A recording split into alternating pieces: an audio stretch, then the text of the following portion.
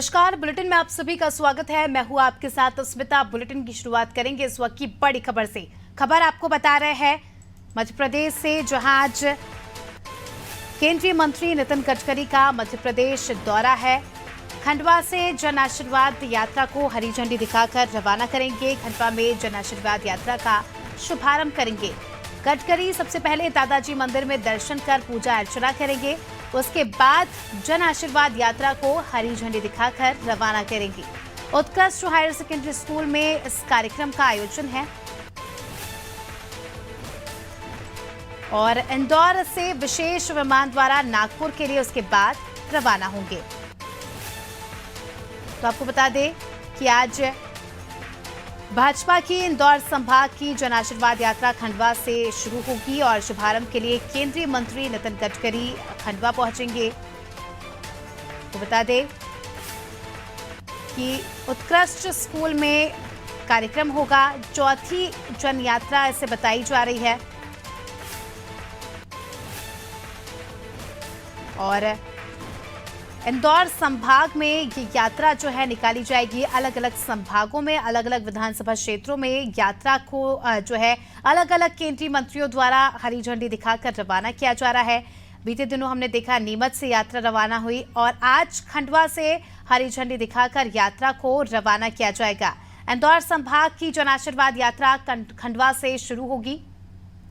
आज केंद्रीय मंत्री नितिन गडकरी हरी झंडी दिखाकर यात्रा को रवाना करेंगे।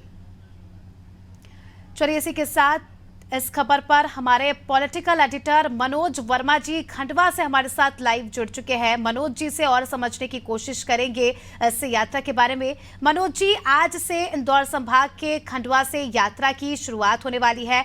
जन आशीर्वाद यात्रा को हरी झंडी दिखाएंगे केंद्रीय मंत्री नितिन गडकरी। कैसे समझाएंगे आप इसे? यहाँ पर किस प्रकार का प्रभाव देखने को मिल रहा है?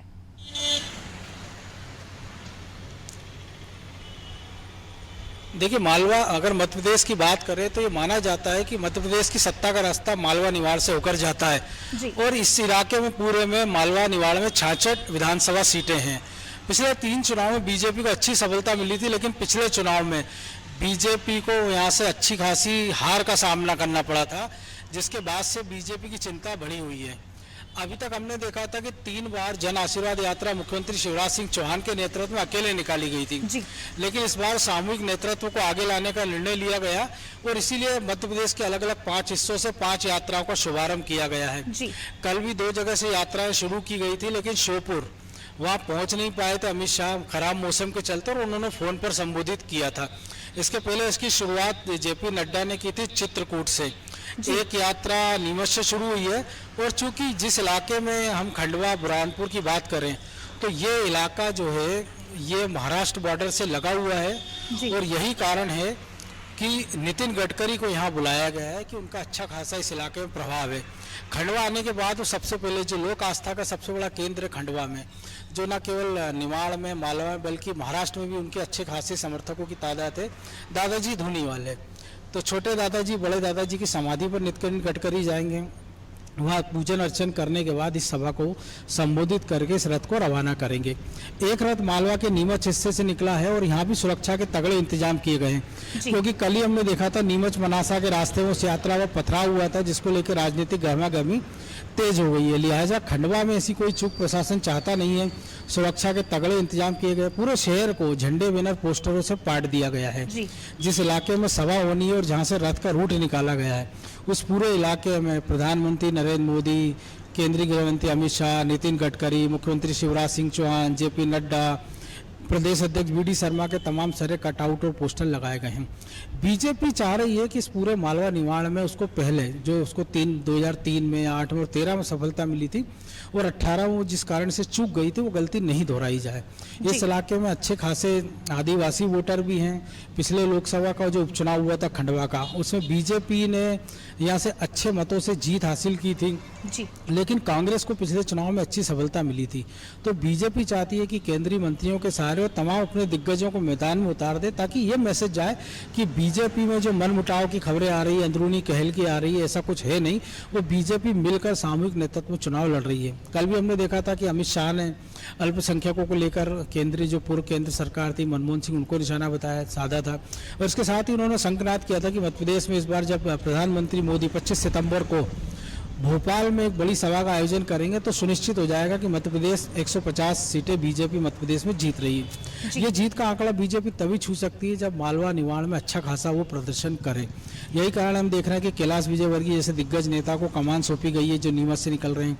जो खंडवा से यात्रा निकाली जाएगी और इंदौर रीजन तक जाएगी, उसमें शंकर लालवानी जो कि इंदौर के सांसद है, उनको प्रभारी बनाया गया है। अस्मिता जी मनोज जी, जैसे कि आपने जिक्र किया कि खंडवा में हार का सामना करना पड़ा था 2018 में बीजेपी को, तो क्या ये जन आशीर्वाद यात्रा प्रभावी साबित होगी? क्या खंडवा की जनता पर ये यात्रा प्रभाव डाल पाएगी इस बार?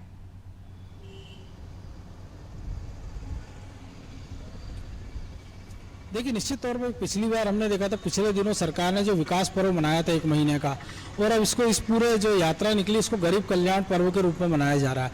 यानी दोनों स्तर पे काम हो रहा है कि बीजेपी इस यात्रा के माध्यम से अपने कार्यकर्ताओं को चार्ज कर रही है, जनता में एक मैसेज दे रही है कि आपने अगर पिछली बार हमको आशीर्वाद दिया था तो उसको बरकरार रखिए, ताकि आने वाले दिनों में भी हम आपके हित में काम कर सकें। तीसरी बात यह भी है कि जो कांग्रेस ने लोक लुभावन गारंटी की बात की थी, बीजेपी लगातार उसका कार्ड तोड़ती जा रही। कांग्रेस वादा कर रही थी कि नारी सम्मान योजना के सहारे हम 1,500 रुपये महीना देंगे लाडली बहनों को। बीजेपी ने अभी इसको 1,000 से शुरुआत की और उसको 1,250 कर दिया है। गैस सिलेंडर कांग्रेस ने कहा था 500 रुपये में देंगे, केंद्र सरकार ने 200 रुपये की छूट दी है, सब्सिडी की घोषणा की है सिलेंडर पे, और मध्य प्रदेश सरकार ने कह दिया कि 500 रुपये में सब्सिडी पर सिलेंडर जो है गरीब वर्ग के लोगों को मिलेगा। इसी तरह बिजली की स्कीम हो या किसानों के कर्ज माफी की कांग्रेस ने पिछली बार वादा करके सत्ता के नजदीक पहुंची थी, बहुमत के आसपास। तो बीजेपी ने भी जो प्रधानमंत्री की ओर से 6,000 रुपये साल के किसानों के खाते में दिए जाते थे, मुख्यमंत्री ने 4,000 रुपये दिए थे और उसको बढ़ाकर 6,000 कर दिया। यानी प्रत्येक जो किसान है उस कैटेगरी के, उनके खाते में 1,000 रुपये महीने आ रहा है जी। इसके साथ ही जो इस वर्ग के कल्याण के लिए जो घोषणाएं की हैं, जो योजनाएं चल रही हैं, उससे कितने हितग्राहियों को लाभ मिला है, कितने लोग उससे लाभान्वित हुए हैं और उसके क्या सकारात्मक परिणाम आए हैं, ये भी जनता तक पहुंचाया जा रहा है। तो बीजेपी को पूरी उम्मीद है कि उसके पास जो चमत्कारी नेतृत्व है प्रधानमंत्री नरेंद्र मोदी का, एक चमत्कारिक नेतृत्व मध्य प्रदेश में शिवराज सिंह चौहान का है, उनकी जो लोक लुभावन योजना है, इनके सहारे वो मैदान बांट सकती है। दूसरी एक बड़ी बात है कि पहले से भी मुख्यमंत्री जो बहनों के इस मामा के रूप में लोकप्रिय थे, चाहे उनकी जो लोकप्रिय योजना हो कि मुख्यमंत्री कन्यादान योजना हो, मुख्यमंत्री विवाह योजना हो, मुख्यमंत्री और तमाम सारी योजना हो जो लाडली बहनों को लेके, और अब ये नारी सम्मान जो लाडली बहना स्कीम है इसमें दिया जा रहा है। ऐसी तमाम सारी सोशल फेयर की स्कीम्स हैं जिनके माध्यम से सरकार को लगता है कि एक बड़ी आबादी जो खासतौर से महिलाओं की आबादी है वो बीजेपी के पक्ष में वोट करेगी, और यही कारण है कि बीजेपी इनको लुभाने में कोई कसर नहीं छोड़ रही। इसके साथ ही इस पूरे क्षेत्र के आदिवासी बेल्ट पर बीजेपी की नज़र है, और प्रधानमंत्री आवास हो, प्रधानमंत्री शौचालय हो, उज्ज्वला स्कीम्स हो, इसका लाभ इस क्षेत्र में काफ़ी लोगों को मिला है, जिसके सकारात्मक परिणाम देखने को मिल रहे हैं। तीसरी एक बात है कि कांग्रेस के पास निमाड़ में अगर अरुण यादव को छोड़ दें तो कोई कद्दावर नेता नहीं है, लेकिन अरुण यादव को जिस प्रकार से कांग्रेस में उपेक्षा का व्यवहार हो रहा है, पिछली बार उन्होंने पूरी तैयारी की थी खंडवा लोकसभा का उपचुनाव लड़ने की, लेकिन सर्वे के नाम पे कह दिया गया था उनका नाम यहाँ से आया नहीं है, वो पॉपुलर उम्मीदवार नहीं है। लिहाजा उपचुनाव में कांग्रेस ने एक ऐसे उम्मीदवार को उतारा जिसने अपना आखिरी चुनाव 2 दशक पहले लड़ा था, तो कांग्रेस को हार का सामना करना पड़ा था। उसके पहले भी अरुण यादव को बुधनी में मुख्यमंत्री शिवराज सिंह चौहान के खिलाफ उतार दिया गया था 2018 में, लेकिन वो मुख्यमंत्री को घेरने में असफल रहे थे। विधानसभा सत्र से लेकर तमाम सारे सत्रों में उन्होंने अपनी तरफ से प्रयास की सरकार को घेरे, लेकिन कहीं ना कहीं कांग्रेस की अंदरूनी राजनीति के कारण उन्हें मुंह की खाना पड़ी थी। यही कारण है कि हमने देखा था कि कांग्रेस के कई सारे विधायक, चाहे वो सुमित्रा कासड़ेकर हो या सचिन बिरला हो, वो उचित रूप से सुमित्रा कासड़ेकर ने तो इस्तीफा दे दिया था और बीजेपी के टिकट पर चुनाव लड़के वो विधानसभा में पहुंची। सचिन बिरला जो कि सचिन यादव के खास माने जाते हैं, कांग्रेस के विधायक हैं, लेकिन वो बीजेपी के पाले में खड़े नजर आते हैं। तो ये ऐसे तमाम सारे कारण हैं। एक जो रवि जोशी हैं, कमलनाथ के खास माने जाते हैं, लेकिन अरुण यादव के विरोधी खेमे में गिनती होती है। तो मालवा निवाड़ में कांग्रेस की दिक्कत ये है कि उनके पास कोई ऐसा चेहरा नहीं है जिसको आगे किया जा सके। बीजेपी की हम बात कर रहे हैं तो खुद वी डी शर्मा जो प्रदेश अध्यक्ष लगातार दौरे करते हैं, खुद मुख्यमंत्री शिवराज सिंह कई बार पूरे मध्य प्रदेश को नाप चुके हैं। अभी हम देख रहे हैं लगातार प्रधानमंत्री हो चाहे अमित शाह हो, इनके दौरे हो रहे हैं। और आदिवासियों को लुभाने के जिस प्रकार टंटिया भेल, रघुनाथ शाह, जयवीर शाह जैसे तमाम सेनानियों को याद किया जा रहा है, तो एक आदिवासी वोट बैंक इस पूरे निवाड़ मालवा के इलाके में अच्छी खासी तादाद में है और उनके लिए बड़ी संख्या में यहाँ आरक्षित सीटें भी हैं। तो बीजेपी की पूरी उम्मीद है और पूरी कोशिश है कि इस वर्ग को पिछली बार की तरह अपने पाले में ले आया जाए, ताकि बीजेपी जो अपना चौथी बार सरकार बनाने का सपना दे रही है, या कहे कि 5वीं बार, उसको पूरा किया जा सके। जी मनोज जी, इंदौर संभाग बड़ा संभाग माना जाता है मध्य प्रदेश का, और आज संभाग में जो है खंडवा से यात्रा की शुरुआत होगी। अगर हम रूट की बात करें मनोज जी, तो किन किन रूट से होते हुए ये यात्रा गुजरेगी? देखिए, पूरे इस रूट को इस तरीके से डिजाइन किया गया है कि ज़्यादा से ज़्यादा ग्रामीण इलाकों और शहरी क्षेत्रों में आम वोटर के बीच निकले। इसलिए कोशिश ये है कि नेशनल हाईवे से ये यात्रा कम से कम निकाली जाएगी। तो कुल मिलाकर अभी तक जो खबरें हैं वो यही हैं कि कम से कम 17 जिले इस यात्रा के माध्यम से कवर होंगे और 1,500 से ज़्यादा किलोमीटर का सफ़र ये यात्रा तय करके पहुँचेगी। 25 सितंबर को जो 5 यात्रा हैं उन सबका समापन भोपाल में होगा, कार्यकर्ता महाकुंभ होगा। इसके पहले 2018 और 2013 में भी बड़े पैमाने पर इस कार्यक्रम का आयोजन किया गया था और लगभग 5 से 7 लाख कार्यकर्ताओं को वहां बुलाया गया था भोपाल के जम्बूरी मैदान में, और उसके सकारात्मक परिणाम दिखे थे। अब चूंकि बीजेपी ने 5 जगह से यात्रा निकाली है, तो सबसे पहले अब यात्रा हमने देखा था चित्रकूट से निकाली थी, जो पूरे विंध्य को कवर कर रही है। इसके साथ ही हमने देखा था नीमच से जो मालवा को कवर कर रही है। खंडवा वाली यात्रा मालवा और निवाड़ के रूट को कवर करेगी, और श्योपुर वाली यात्रा ग्वालियर चंबल के पूरे रूट को कवर करेगी। इसके साथ ही जो मंडला का इलाका था वो महाकौशल के रूट को कवर करेगा, और जो आदिवासी बहुल इलाका है जहां से अमित शाह ने कल इस यात्रा को हरी झंडी दिखाई थी। और बीच बीच में मुख्यमंत्री शिवराज सिंह चौहान, प्रदेश अध्यक्ष वी डी शर्मा और साथ साथ केंद्र के कई सारे मंत्री वो इन यात्राओं में समय समय पर भाग लेकर वो जनता के बीच अपना संवाद करेंगे।